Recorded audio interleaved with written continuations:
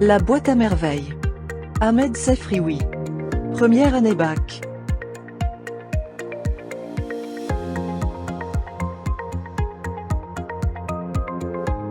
La boîte à merveilles. Fiche de lecture. Titre de l'œuvre.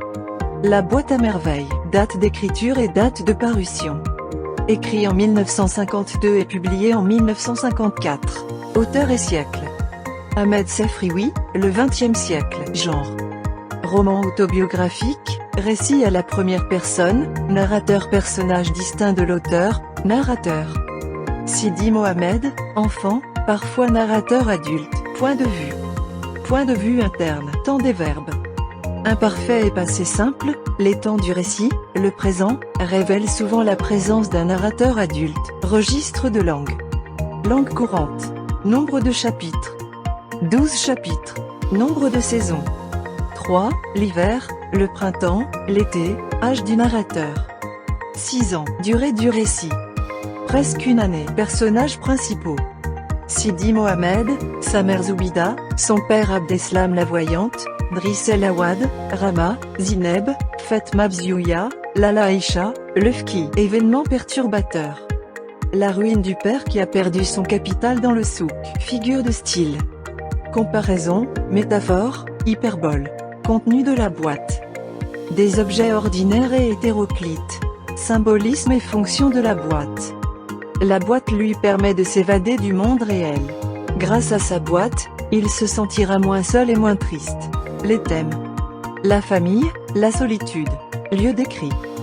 Dar Shwafa, le Messide, le bain mort, sa maison, la maison de Lala Aïcha, la Kissaria, les ruelles, la Médina, la chambre de Rama, le souk des bijoutiers, le mausolée, maison du voyant El Arafi. La ville du récit. La ville de Fès, la vieille ville. Le prénom du père et son métier. Abdeslam, un tisserand. Dénouement et situation finale. Le retour du père et la réouverture de la boîte. Caractéristiques du personnage principal. La solitude, la capacité d'inventer des mondes fantastiques. Les déclencheurs du récit. La nuit et le poids de la solitude. L'ordre de présentation des personnages. Ceux qui ont participé à nourrir le monde fantastique de l'enfant, Kenza la voyante et Abdallah l'épicier.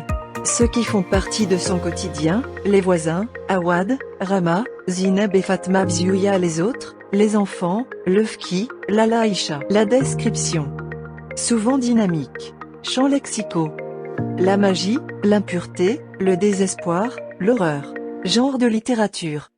Littérature marocaine d'expression française. Relation avec Zineb. Relation conflictuelle. Il a du mépris pour cette fille. Titre de l'œuvre. La boîte à merveilles raconte la vie quotidienne d'une famille populaire dans la vieille ville de Fès. Biographie d'Ahmed Sefrioui. Ahmed Sefrioui, écrivain marocain, est né en 1915 à Fès. C'est l'un des premiers fondateurs de la littérature marocaine d'expression française. Passionné de patrimoine, il a occupé des postes administratifs aux arts et métiers de Fès, puis à la direction du tourisme à Rabat. Il sera à l'origine de la création de nombreux musées comme Bata, Oudeya et Bab Roi. Il est mort le 25 février 2004. Ses œuvres. Le chapelet d'ambre 1949, La maison de servitude 1973, Le jardin des 1989. Analyse de l'œuvre, La boîte à merveilles. A le contexte historique.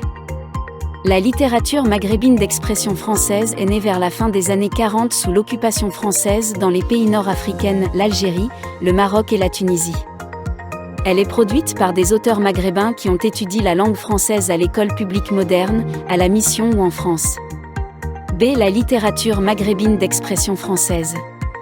C'est une littérature régionale produite en français qui des auteurs d'origine maghrébine. On n'y trouve pas les écrivains français qui ont écrit sur le Maroc, l'Algérie, la Tunisie. C'est le Maghreb vu de l'intérieur en langue française par des maghrébins. C'est le genre littéraire. La boîte à merveilles est un roman de genre autobiographique, souvenir d'enfance, qui comprend plus de temps de souvenirs. Il est écrit, en français, par l'écrivain maghrébin d'origine marocaine Ahmed Sefrioui et publié en 1954. Les souvenirs relatés à la première personne, je, sous forme de petits récits courts et autonomes, on peut déclasser ou supprimer quelques-uns sans que l'œuvre perde de sa cohérence parce qu'il n'y a pas un enchaînement chronologique et événementiel. Dès le résumé, dans La boîte à merveilles, Sidi Mohamed nous raconte ses souvenirs d'enfance qui reflètent la vie socio-économique et socio-culturelle de la société maghrébine des vins, c'est-à-dire un témoignage de l'auteur sur son époque. Le narrateur Sidi Mohamed, est enfant de 6 ans vivant avec sa famille à Dar Chouafa, dans une impasse à Der Nouala à Fès. Il nous décrit la vie quotidienne de la société marocaine de l'époque. Le temps, au début du colonialisme, dans les années 20, quand le narrateur avait 6 ans. Les personnages de La boîte à merveilles. Le narrateur, le personnage principal caractérisé par sa solitude et sa capacité d'inventer des mondes fantastiques. Sidi Mohamed a 6 ans, son seul ami c'est la boîte qui contient des objets hétéroclites. La mère du narrateur Lala Zoubida, la mère du narrateur, prétend être descendante du prophète et s'en vante. Elle croit aux superstitions. Âgée de 22 ans, elle se comporte comme une vieille femme avec sa bouche généreuse et son nez court. Le père du narrateur, Abdeslem, il exerce le métier de tisserand, il a la quarantaine. Il est aimé par son fils. Il est d'origine montagnarde. La Chouafa, voyante, c'est la principale locataire de Dar Chouafa et on l'appelle Tante Kanza. Driss El Awad, fabricant de charrues, il a à peu près le même âge que le père du narrateur, la quarantaine. Époux de Rama et le père de Zineb. Fatma Bzouya, la femme d'Alal habitant le 2e étage partagé avec la famille du narrateur. Abdelé, c'est un épicier très aimé malgré le peu de clients. Sa boutique est située à Afarine, son domicile n'est pas connu. Le narrateur est fasciné par les récits fantastiques d'Abdallah racontés par son père. Le Fki du Msid, maître de l'école coranique. Il somnole pendant que les écoliers récitent les versets du Coran. Il distribue des coups de baguette au hasard. Un grand maigre à barbe noire, dont les yeux lançaient des flammes de colère et qui habitait rue Giaf. Lala Aïcha, une ancienne voisine de Lala Zoubida, c'est une chérifa qui a su rester digne malgré les déceptions du sort et dont la connaissance flattait l'orgueil de Lala Zoubida.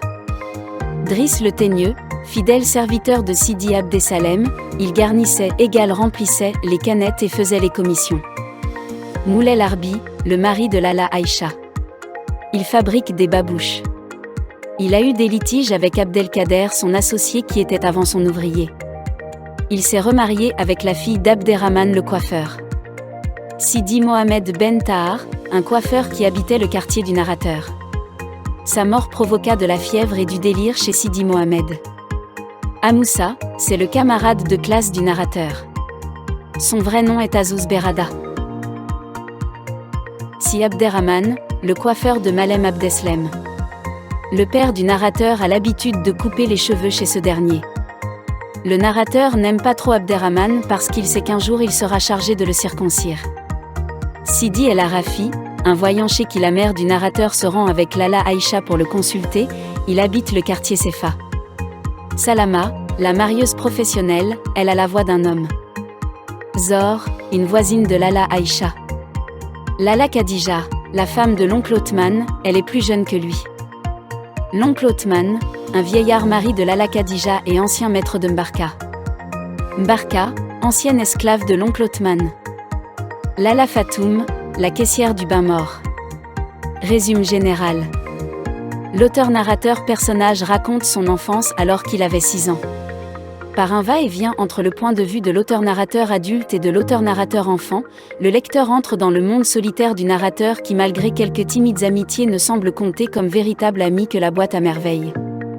En faisant le bilan de son enfance, l'auteur raconte ses journées au MCID auprès du Fki et de ses condisciples collègues, la maison de Dar Chouafa et les habitudes de ses habitants ainsi que le souvenir de fierté de sa mère concernant ses origines et son habitude à passer du rire aux larmes en plus de son art de conter les événements d'une façon qui passionnait son auditoire. De par son genre, le récit reste un véritable témoignage du vécu. De ces personnages par la fréquence des noms de quartiers qui constituent une véritable cartographie géographique. La figure calme du père est mise à rude épreuve dans le marché des bijoux quand il vient aux mains avec le courtier avant d'acheter les bracelets or et argent à sa femme. Cet incident précède l'annonce de la perte du capital dans le souk d'Aïk, ce qui fait basculer le niveau de vie de la famille dans la pauvreté. Après avoir assuré le quotidien de sa famille, le père part aux environs de Fès pour travailler comme moissonneur. Après un mois d'absence, il rentre chez lui pour apprendre le divorce de Moulay Larbi avec sa seconde épouse, la fille du coiffeur, ce qui lui permet d'exprimer son soulagement quant à ce dénouement. B. La boîte à merveilles, roman autobiographique d'Ahmed Sefrioui ancré dans le Maroc des années 50, dans la médina de Fès Plus. Précisément, raconte l'enfance de Sidi Mohamed, un petit garçon de 6 ans constamment animé par le désir d'apprendre et de découvrir l'étrange univers des adultes. Dans les souvenirs qui refluent dans sa mémoire, le narrateur évoque la maison où il logeait avec ses parents d'Archouafa, les relations envenimées par l'espionnage et la médisance entre les colocataires, les longues heures passées au MCID, les fréquentes querelles entre voisines, mais aussi la solidarité des habitants dans le malheur, les fêtes religieuses comme Akoura, les rapports sociaux, souvent tendus, la structure de la famille traditionnelle, etc. Le roman se présente comme une suite d'épisodes qu'on peut diviser en récits vécus par le personnage principal et en récits racontés par d'autres intervenants. Rama, Abdellah le conteur. La totalité de ces fragments nourrissent le projet du héros consistant à se lancer dans une pénible recherche de la vérité, au sens le plus large du terme, qui le conduit dans différents espaces et le confronte à divers types humains. Cette douloureuse quête le place naturellement face à face avec les adultes qu'il aime ou déteste selon les circonstances. Quand Sidi Mohamed se sent rejeté par les gens qu'il côtoie à la maison ou dans la rue, il se retourne vers sa boîte à merveilles, une boîte où il cache jalousement des objets apparemment sans importance, mais qui gagnent pour lui une valeur magique. À ce monde merveilleux où l'enfant se réfugie pour fuir amère réalité dominée par les adultes, s'ajoute la réflexion qu'il engage sur les phénomènes observés, et le rêve qui permet de voyager dans des lieux fantastiques. Ces 3 échappatoires l'arrachent momentanément à la sombre réalité qui l'écrase au sein de la famille et surtout à l'école coranique. Il en profite pour savourer des moments paisibles dans un univers féerique, mais aussi pour chercher des explications à ce qui se passe autour de lui. Ses interrogations angoissées sont satisfaites par moments, cruellement déçues par d'autres. Cela se remarque surtout dans les histoires qui marquent durablement son parcours telles que la faillite de son père après la perte de argent au marché, son travail en tant que moissonneur loin des siens, le calvaire de sa mère pendant les moments difficiles qui secouent la famille, etc.